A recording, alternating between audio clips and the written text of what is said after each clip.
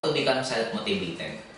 Nung ako nagsimula sa networking career ko, sa totoo lang, wala halos na guide. May mga naging upline din ako before, kaya lang, ito yung mga naging senaryo ng buhay ko. Yung first na naging upline ko sa first networking company ko, after 1 week, iniwan na ako. Bumalik na siya ng Manila.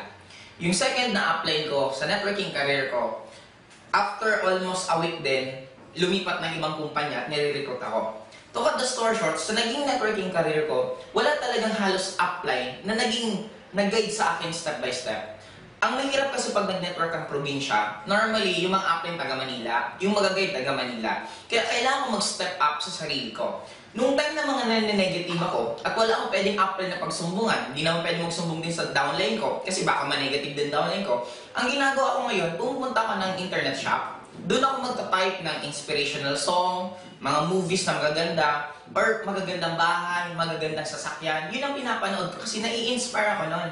Ang lagi kong pinapanood before, yung video mismo ni Michael Jordan na ang title is I Believe I Can Fly, na habang pinapanood ko yung galing niyang mag-shoot, yung iba't ibang mga moves niya, doon ko lalong namomotivate ang sarili ko na kung meron isang Michael Jordan na halos nagawa niya yung mga sobrang imposibleng shot, what more ako na nagsisimula sa pag-network. Kaya ang madalas kong gawin, maliban sa panonood sa YouTube, pumupunta ako sa mga lugar ng mayayaman. Tumitingin ako ng magandang bahay at sinasabi ko sa sarili ko, sabi ko pag susunod, pag nagkaroon din ako ng dream house, ito magiging bahay ko. Tinititigan ko yung mga kotseng dumadaan habang sa harapan ko. Sabi ko lang sa sarili ko habang namimigay ako ng flyers, darating ang time, magdadrive din ako ng kotseng yon. In short, ako yung tipong tao na dapat ang gagawin mo, pag ikaw nakakaramdam ng negative, imbis na i-allow mo sa sarili mo yung negative, humahanap ako ng way paano lalo siyang mawala. Ngayon, maliban sa isa pang ginagawa ko, hindi ko makalimutan, is nagbabasa ako ng libro. College days ako, hindi ako mahilig magbasa ng libro, pero nung nag-networking ako, dun ako nahihiligan kong magbasa.